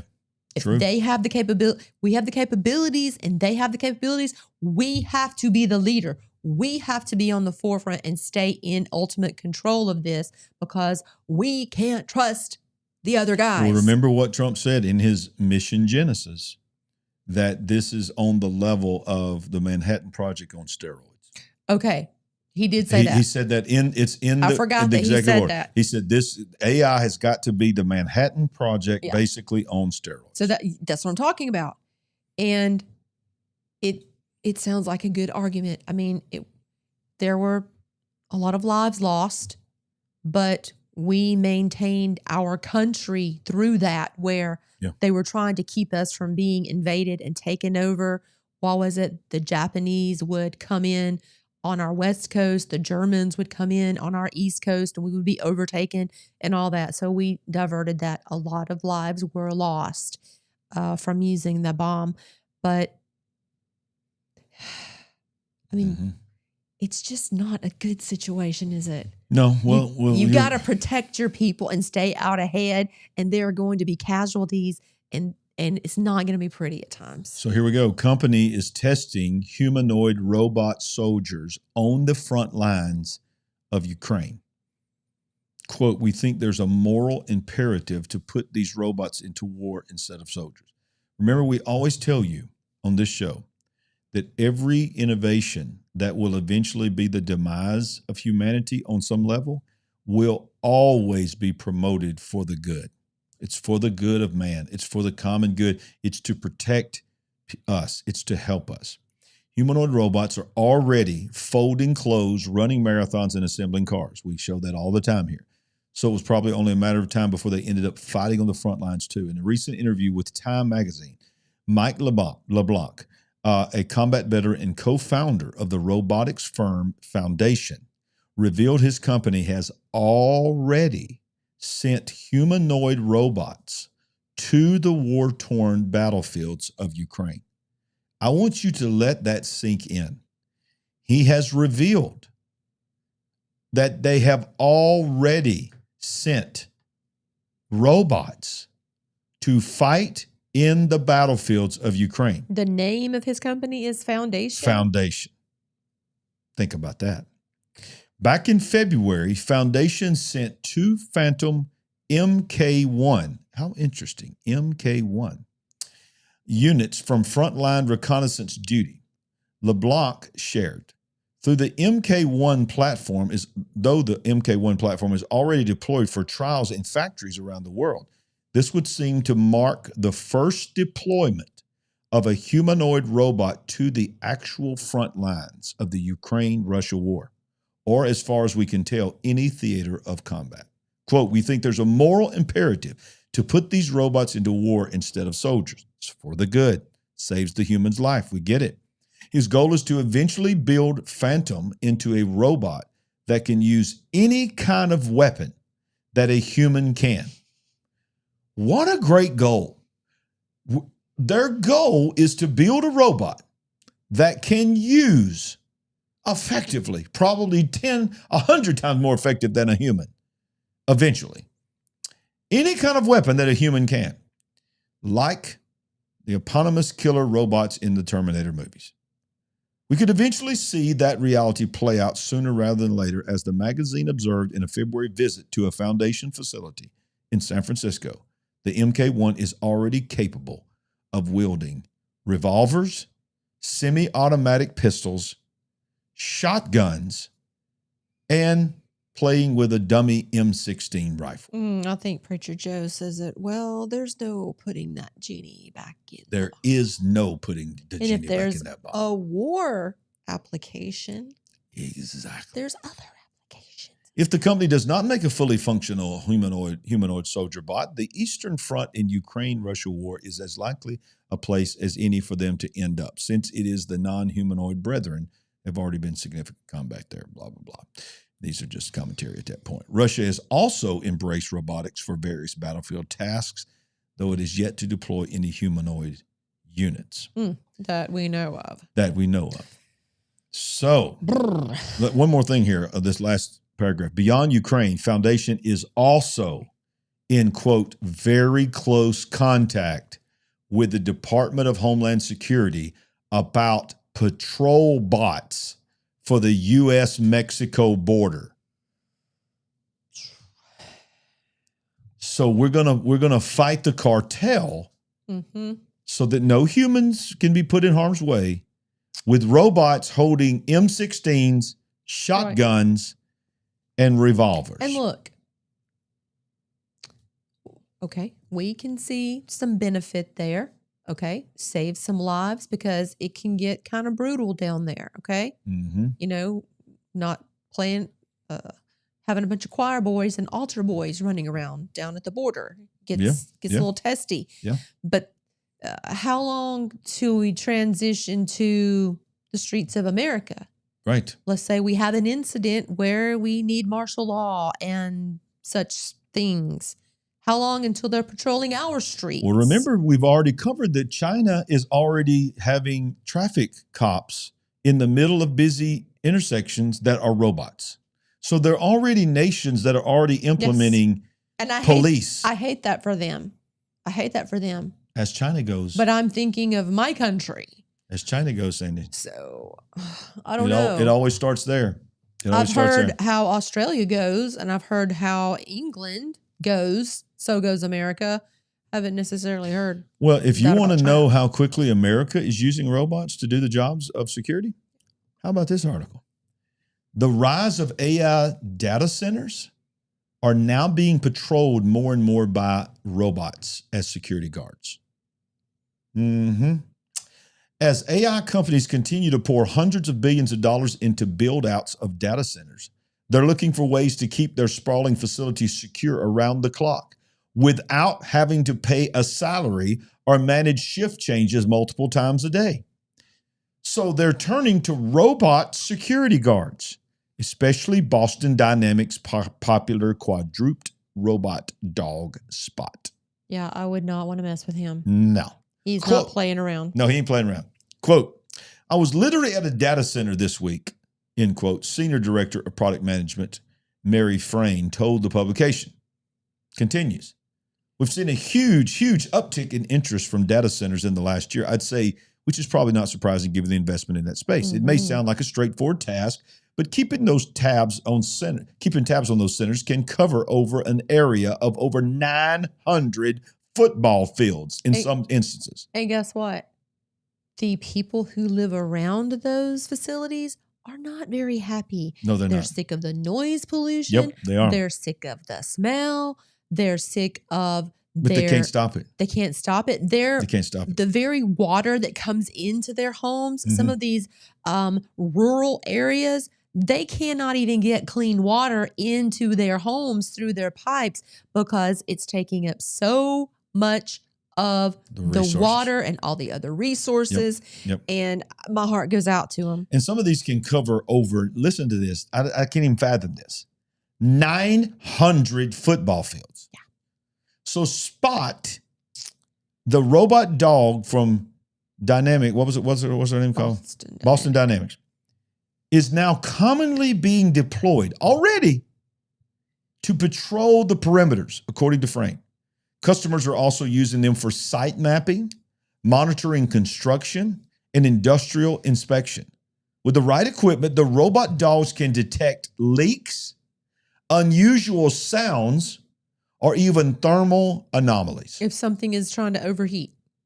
Or something is giving off a heat signature Or if something's giving in a room that it shouldn't be in, and you can track it in the dark. Angry neighbors who may want to come. And, you can track a human in the dark if you're a robot that can see infrared and heat anomalies. Can you imagine the people that we are in the movies, just so angry because you're in their neighborhood, ruining their quality of life, or others who want to try to, I don't know, break in, hack, whatever.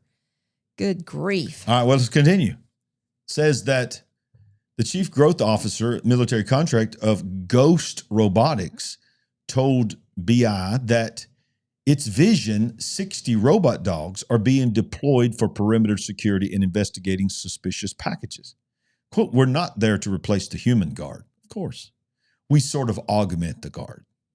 There are 5,000 data centers in the U.S. alone. How did we get 5,000? That many? 800 to 1,000 new data centers being built right now. Were they building these during the Wow?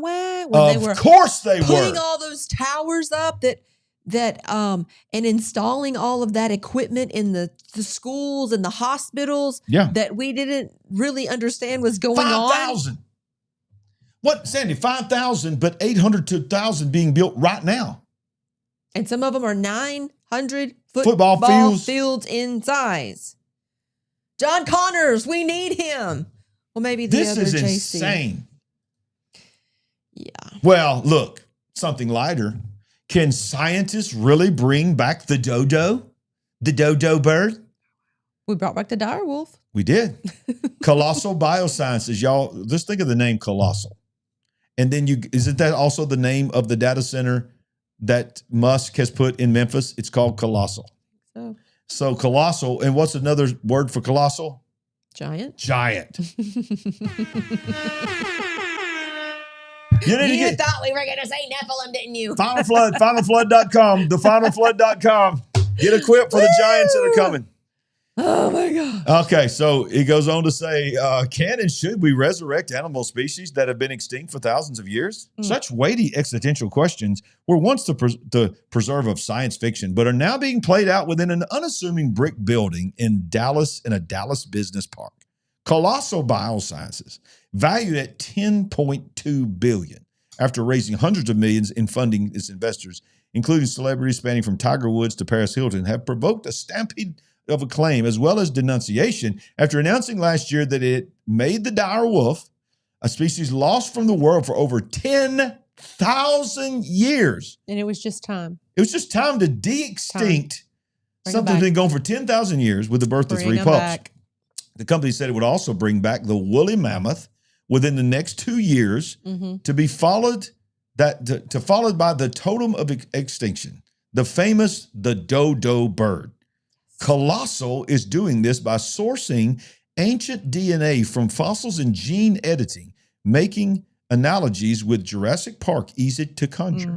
It's a comparison that Colossal's chief executive doesn't shy away from. Quote, I don't mind the Jurassic Park comparison because we get a lot of it.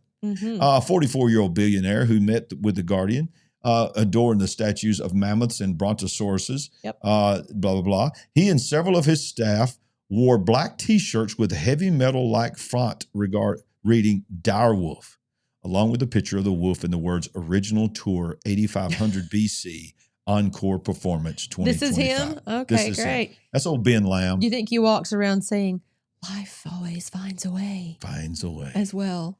Finds a way. No, he doesn't mind the Jurassic Park comparison because he's got the 10 billion. Yeah. Guys, please. Look at this real quick. This is insane here. This is how it works. He says the extinct species, talking about the dire wolf, they use CRISPR technology to edit the genomes closely related animals, the genomes of extant closely related animals for the dire wolves. 14 out of 19,000 gray wolf genes were edited to make the hybrid offspring snow-colored, as well as a larger and more cold resistant than standard gray wolves. So that they're not just extracting, they are manipulating DNA. Yes.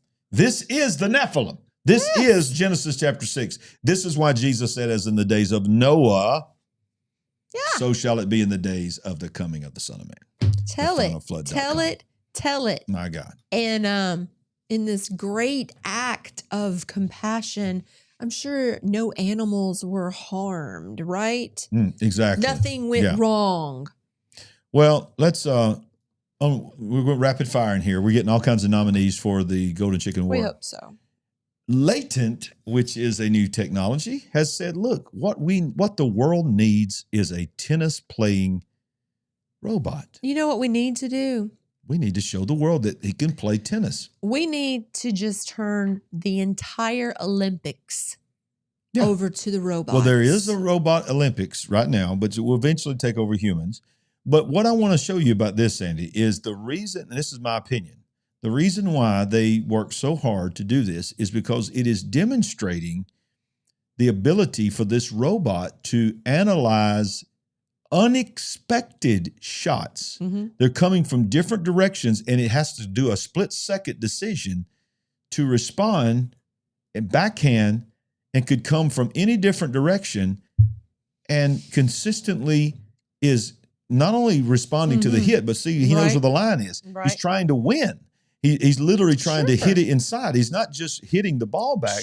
He's playing tennis and responding in real time. He's playing for keeps. And I'm going to be honest with you, I am a little jealous because that's insane. I have a robot knee and I can't respond like that. I wish my robot knee could respond as well as his. Well, you're just technically not a robot. I'm a little jealous. You do have metal in there, and you do have an imitation knee. I refer to it as my robot knee. Man, what if one day you just got up and you just went? It's only in the knee, babe. It's not in the hands. It's just the knee. Just the knee. Come on, do y'all not miss shows like the $6 Million Man? I mean, $6 million wouldn't even buy his thumb now.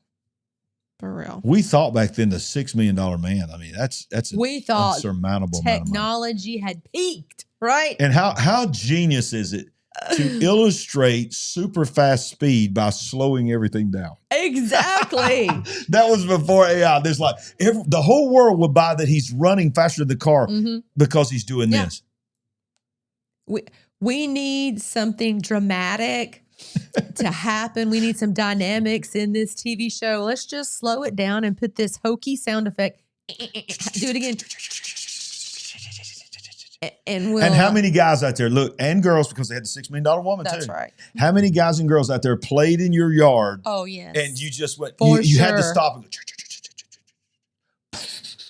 Exactly. Come on, y'all. Those are good times. Those were good times. Good times. We were not distracted by screens. We went outside and touched grass. Yes. And played in the yard. Take your kids outside and let them play. What is it they call it when you stand in the grass with your shoes off? Touch grass. It's not called touch grass. What is it called? It's called. Oh, when you're grounding yourself. You're grounding. You're grounding. You're grounding. You're grounding. Good time. And earlier, if you came in late, we're about to have a new adventure with grandkids. That's Ladies right. and gentlemen, we're going to have a grandson. Yeah, there he is. If you came in late, we're so excited. Excitement. So this was announced today. We found out today. Our oldest granddaughter, Harper, called, and she was so excited. She's like, I'm having a brother.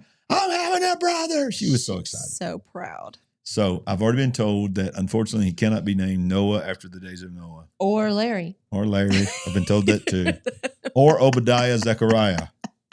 No Obadiah Zechariah. Nothing against Obadiahs and Zechariahs out there, but that's a running joke in our family. That's what I want to name both my daughters, Obadiah Zechariah, and call him Obi. Wow, Donna says they stayed in the woods looking for Bigfoot when she was a kid. That's girl. what I'm talking about. I'm talking about respect. Respect. Girl. Woo! Respect. Loving Come on. All right, we got to finish this up. So, this is what we always go to here. AI is moving faster than ever. Here's the things happened in the last 7 days. I love this meme here. He just starts crying and all this, but watch what he says. All those years of refusing to learn Excel and PowerPoint is about to pay off. Claude can now build interactive charts and diagrams directly inside the chat, turning raw data into visuals without needing traditional office tools. So all those people that are like, I don't know how to use Excel. I don't know how to make a spreadsheet. I don't know how to make a PowerPoint presentation. Now you can just literally go in there and say, I need a power presentation of this, and it will make it. Wow. So this is what, by the way, it's just another way to cause you never to think again. That's a good way of putting it right there. Number 2, perplexity. Now this right here has got me interested. I ain't gonna lie to you. It's got me interested here. He says perplexity has just reinvented the computer with what they're calling computer perplexity. Perplexity, by the way, is an AI service that you can use, one that uses ChatGPT, uses Claude, uses a bunch of different ones. But it's shipping an actual Mac Mini computer now, pre-installed with their software that never turns off, meaning you plug it in, leave it on, and it works for you through your files, your apps, your emails, your calendar, 24 hours a day, 7 days a week, while you sleep, while you eat, while you're on vacation. It is constantly working for you. So it's showing you here that you can just give it assignments and you can start telling it the things that you want it to do during the day and forget about it. Go outside, go play tennis, go play golf, and your business runs itself through this Mac Mini. Your employees get emails sent to them. Your emails are responded to. It knows you. It knows what you would say, and it works for you 24 hours a day, 7 days a week. And every once in a while, you just get a report. It will send you a report saying, this is what I did. That seems so dangerous. Oh, it's so dangerous. You out there not even proofing any emails that are sent and all these things being worked up on your behalf and you don't even know what's going on. Oh yeah, nothing could go wrong here. All right, so now this is for your graphic people. You know, I'm not a graphic designer, but I do use Photoshop. This may not be interesting to you guys, but this is pretty huge. Photoshop, which is the most prominent photo editing software out there now allows you to rotate objects in 3D that you don't have the back to. It automatically designs a 3D image of whatever you want it to do. You can rotate it and turn it around. Where before, even with AI, if I wanted to take this image of my face and turn it to be a side profile, it would not be far from perfect. But you could tell some AIs to say, now give me a side profile looking left or looking right, and it would regenerate my face the best it can. What Photoshop is now saying is any picture you put in there, it will imagine how that entire image would look from any perspective. And you can just grab it with your mouse in a matter of seconds, turn it around, turn it upside down, make it into a video that spins around even with a front facing. And this is for the common person to use. So what I'm trying to illustrate to you by showing you this is further evidence that we cannot believe anything we see. No. Anything. And this is just Photoshop. This is just Photoshop. There's another little thing, Google Maps. I think it's pretty cool. They've upgraded. This is now the way Google Maps is going to look. Okay, so that's a little cool thing there to make it look more 3D. And this is, of course, a replay of what we just showed you. This was a big deal in the AI world that this tennis, this is incredible. With a 90, it's a 15, it says, watch what it says here. Researchers train a humanoid robot to play tennis using only 5 hours of motion capture data. The robot can now sustain multi-shot rallies with human players hitting balls traveling at 15 miles, I guess, MS? What does that mean? Miles per second? No, I don't know what that means. With a 90% success rate. Basically what they're saying is they trained this robot with 5 hours of motion data to show them how to respond in a tennis match, and it learned how to play tennis. And it's out there, robots playing tennis. Let's see. Let me go through this real quick. This is pretty interesting. Figures Helix 02 can now reset your home on its own. Its figures showed Helix 02 fully tidying a living room autonomously. The goal is simple. When you leave your house, the robot restores your home the way you like it. When you're at work, you're out to eat, and you just leave the house and say, robot, put it back the way I like it. And it goes to work for you, puts everything exactly like you like it. So that when you come home, your house is ready. Like if you have a wild party or whatever, and your house is destroyed, put it back the way it's supposed to be. Exactly. Last thing, Sandy, I want to remind everybody, we got one more thing to show you about UFOs and aliens. Don't go anywhere. If you're thinking about going to Israel, you need to do it now because the deadlines are starting to roll up. Go to Israel26.com, Israel26.com. Sandy and I are leading our team. Now, I know some of you are freaking out. Israel. Who wants to go to Israel right now? Well, this is November, and we are believing, all of us are believing. 8 months. That's 8 months from now. Close to 8 months from now. So I think everything's going to be much better than. And they won't even allow tours if it's not safe. No. But if you got any desire to go, Israel26.com, it's linked down below. Go and be a part of it. Now, Sandy, this is our last thing we're going to cover tonight. We've got to talk about this. A lot of folks that we follow are talking about this guy. Okay. The retired Air Force Major General that's been missing for weeks. McCaslin? Is that his name? Yeah. General McCaslin? Maybe. Yeah. We'll get to it.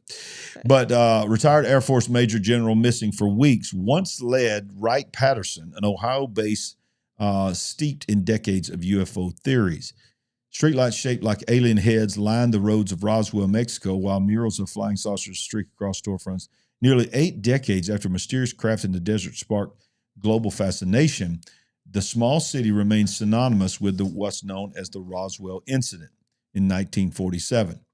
And of course, this article goes forward to describe how we have the modern day UFO phenomenon. Renewed attention is falling on this base after the disappearance of retired Air Force Major General William Neal McCaslin, a former commander of the Air Force Research Laboratory at Wright-Patterson, whose career placed him at the center of some of the Pentagon's most advanced aerospace research. The U.S. Air Force has repeatedly denied any extraterrestrial technology and alien bodies. But it says that it goes on to talk about some of the things that are being said about we do have the bodies and so forth. But Wright-Patterson has played a central role in the U.S. military's real investigation into mysterious objects in the sky. From the Cold War era research programs to study UAPs. This is him, William Neal McCaslin. While authorities say there is no evidence linking McCaslin's disappearance from his Albuquerque home to UFO research, the case revived curiosity about the base in the decades surrounding it. So McCaslin reported experiencing mental fog before he disappeared, and the sensation was cited as the reason for stepping down from different groups he worked with.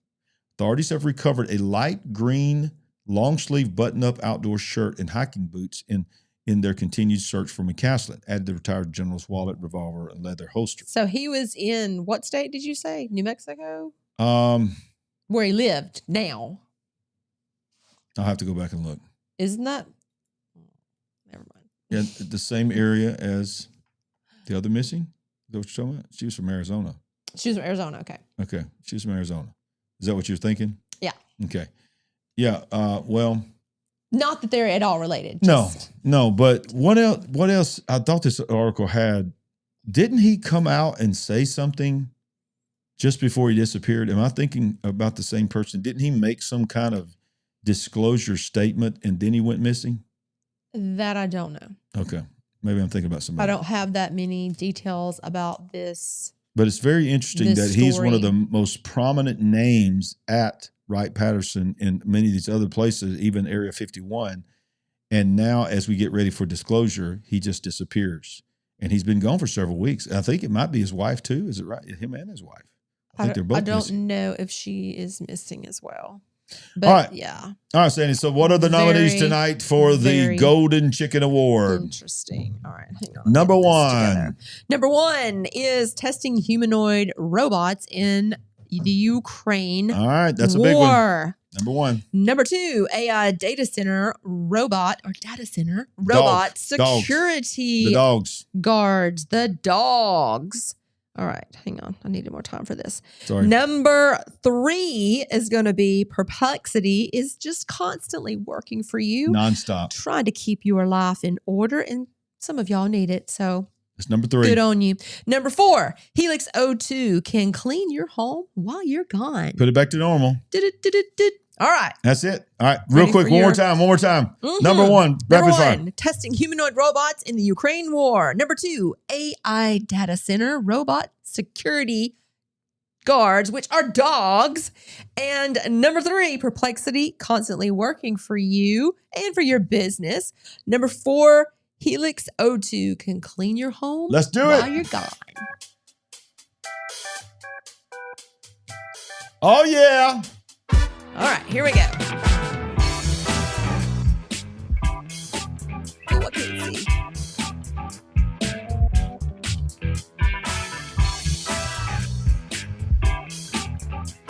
Stop it. Okay, what are you doing?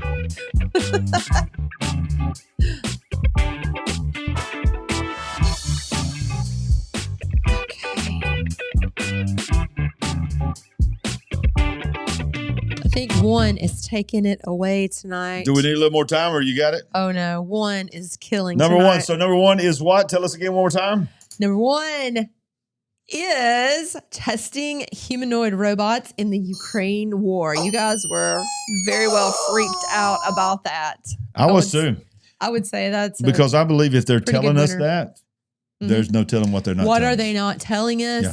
What are the capabilities? What are the implications? Because it certainly will not stay just in the war theater. And interestingly, every single one of them, every week, I get nominated. There's number 5, Dancing Larry. That is true. Yeah, I get nominated. One night, I'm going to take it all. So one night, look, just between us, just beat the system. And everybody vote for me. I want to win this one night. But it's not tonight. Somebody called it the Ragland Boogie. Yeah.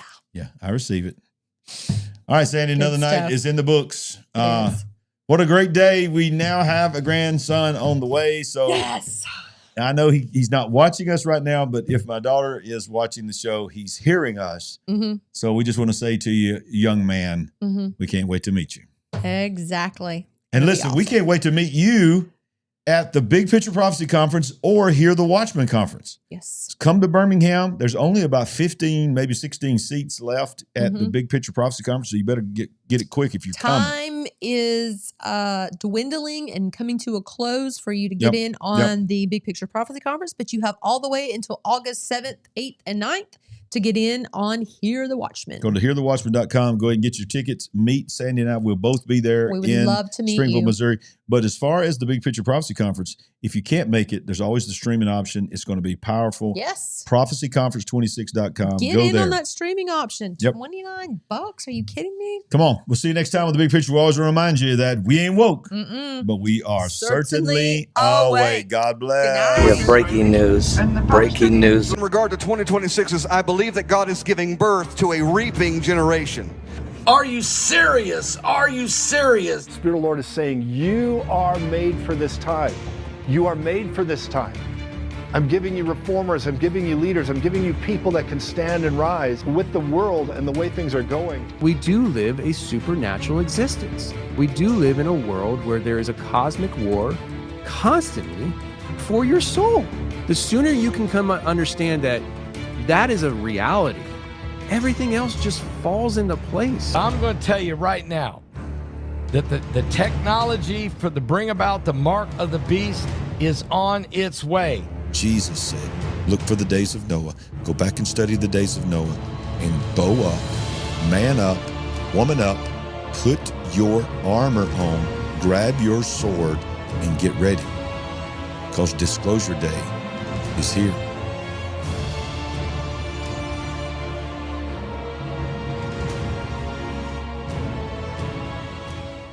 We have breaking. Help us build the Big Picture family. We're on a mission to wake up the world to what is really going on. Go to LarryRagland.com to give a one-time gift or become a monthly partner. Any amount blesses the entire Big Picture family. While you're there, pick up our book, I See Greatness in You. Browse our merchandise store, connect on social media, and get on the Big Picture mailing list at LarryRagland.com. Join us and be a part of the Big Picture family, where we ain't woke, but we are certainly awake. Help us build.